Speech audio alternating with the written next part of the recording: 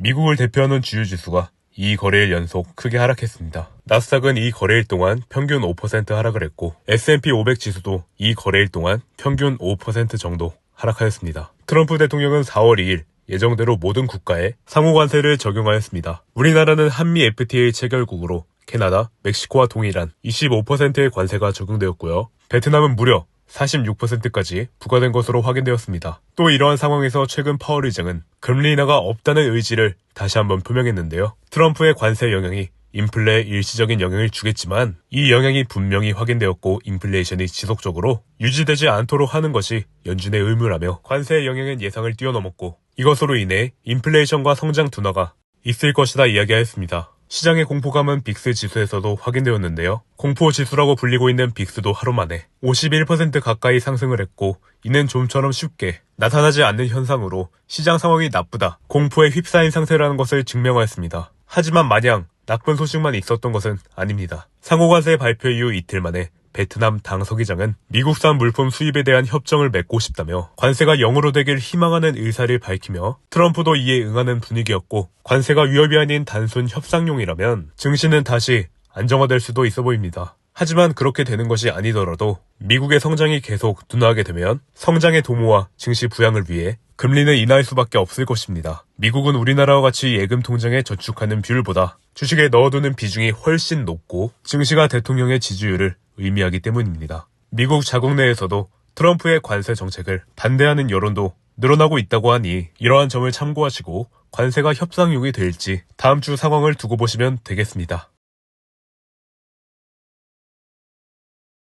이번 주 가장 뜨거웠던 소식은 역사적인 순간이 있었습니다. 지난 4월 9일 S&P 500은 9.52%, 나스닥은 12.16% 큰 폭으로 상승하며 장 마무리를 했습니다. 그 이유로는 상호관세가 90일 동안 유예되었기 때문입니다. 중국은 예외로 기존 관세 적용분을 포함해 145%의 관세가 부과되었고 중국도 이에 미국 관세 125% 맞불 관세를 적용하였습니다. 상호관세를 유예한 배경에는 몇 가지가 있는데요. 미국은 우리나라와 다르게 예적금 통장에 현금을 쌓아두는 것이 아닌 주식에 현금을 넣어두기 때문에 지수는 곧 미국 대통령의 지지율과 연결되기도 합니다. 때문에 최근 주가가 지지부진한 데 이어 급락한 것과 최근 채권과 지수가 동반 하락하는 상황이 보이면서 채권의 신뢰성이 흔들릴 수 있는 모습이 보여졌습니다. 채권은 곧 그 나라의 신뢰와도 연결되기 때문에 채권의 신뢰성 하락이 의미하는 것은 미국채는 더 이상 안전자산이 아니다 라는 것이기 때문에 그리 좋은 현상은 아닙니다. 트럼프의 마음을 돌리는데 한몫한 것은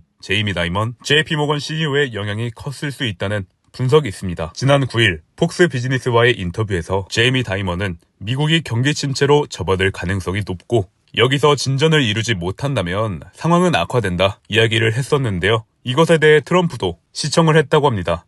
이후 상호관세에 대한 유예가 이루어지면서 이 인터뷰가 영향이 있다는 분석이 있고 트럼프 또한 미국 경기가 안 좋아지는 것은 원치 않고 어느 정도 하한선이 정해져 있다는 것이 확인되었습니다. 엄청나게 큰 고통은 이뤄지면 안 된다는 것이죠. 그렇기 때문에 상호관세를 90일만 유예하는 것이 아닌 90일 뒤에도 계속 유예할 수도 있다는 이야기도 나오고 있습니다. 나스닥을 기준으로 과거 2008년 10월 13일 리먼 브라더스 사태 이후 구제금융 시스템 안정화 발표로 기대감으로 인해 11.81% 지수가 상승했던 때가 있었는데요. 이후 나스닥은 한 달 이후 무려 29% 가까이 하락하는 모습을 보여주었습니다. 최대 상승 이후 하락으로 이어지는 패턴은 과거와 동일할지 지켜봐야 될 것 같습니다. 관세는 결국 협상 카드가 된 것 같습니다. 미국으로 수많은 국가들이 관세 협상 요청이 왔었고 EU 연합을 시작으로 한국, 영국, 호주, 인도, 중국과 같은 주요 국가와 협상을 진행 예정이라고 합니다. 무역 전쟁의 중심에서 잘 해결될지는 지켜봐야겠고요. 월가의 매파라고 불리우는 크리스토퍼 월러 이사는 최근 들어 비둘기파적인 발언들을 쏟아내고 있습니다. 14일 CNBC에 따르면 크리스토퍼 월러 이사는 트럼프의 관세 부과는 수십 년 동안 미국 경제에서 볼 수 없던 큰 충격이 될 것이다 이야기를 하면서도 물가는 5%까지 상승, 성장은 둔화하겠지만 인플레이션은 일시적일 것이다 이야기하며 그렇게 될 경우에 연준은 경기 침체에 중점을 두고 금리를 인하해야 될 것이라며 덧붙였습니다. 한편 트럼프는 파월 의장을 해임해야 한다며 발벗고 나서기까지 했는데요. 내년 5월 임기 만료인 파월 의장을 조기에 해임하겠다는 것인데 이게 뜻대로 될지는 모르겠습니다. 트럼프는 최근까지도 금리 인하가 적절한 시기다. 연준을 압박했지만 파월 의장은 오히려 상반된 입장을 내놓았기 때문입니다. 베센트 미국 재무부 장관은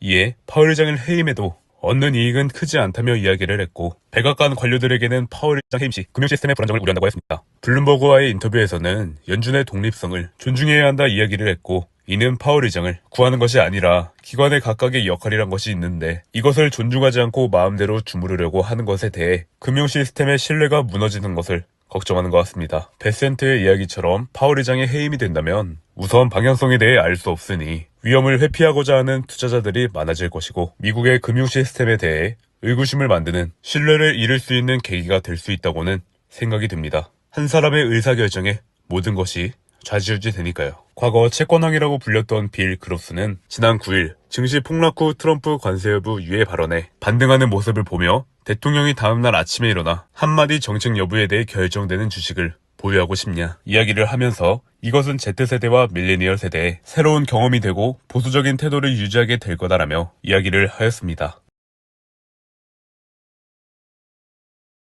말이 많았던 파월 의장 해임설은 결국 없던 일이 되었습니다. 금리 인하를 압박했던 트럼프는 지난 20일 파월 의장 해임설은 언론이 과도하게 보도했다며 이야기를 했습니다. 이 배경에는 고위 관료들의 만류가 있었기 때문에 가능했다 해석이 되고 있는데요. 해임에서 얻을 이익이 그리 크지 않기 때문입니다. JP 모건에서는 패드의 독립성이 약화되면 관세로 인해 상향된 인플레이션 압력이 더욱 높아질 수 있다고 하였습니다. 이 말은 파월 의장의 정부 의견에 휘둘리지 않고 중심을 잡고 있기 때문에 한 가지 방향으로 치우치지 않고 유지를 하고 있는 것이다 해석됩니다. 이번 주 주요 지표 살펴보겠습니다. 25일 발표된 4월 미시간대 소비자 심리지수는 이전보다는 약간 오른 52.2로 확인되었고요. 관세 여파로 꺾인 심리가 지난번보다는 올랐지만 회복될 조짐으로 판단하기는 아직 어려워 보이고요. 신규 실업수당 청구 건수는 지난번과 동일한 수치가 발표되며 지지부진한 흐름인 것을 나타내고 있습니다. 일주일 단위로 발표되는 연속 실업수당 청구 건수는 지난번보다 약간 하락한 184만 1천 건으로 확인되었습니다. 베센트 미국 재무부 장관은 최근 이런 이야기를 남겼습니다. 중국과 무역 합의는 2, 3년이 걸릴 수도 있다. 중국과의 회담 일정은 아직 정해진 것이 없다라고 말이죠. 미국이 중국에 부과한 145% 관세의 방향성이 정해지지 않았다는 것입니다. 때문에 현재의 관세 문제는 장기전으로도 갈 수 있다. 참고해 주시면 되겠습니다.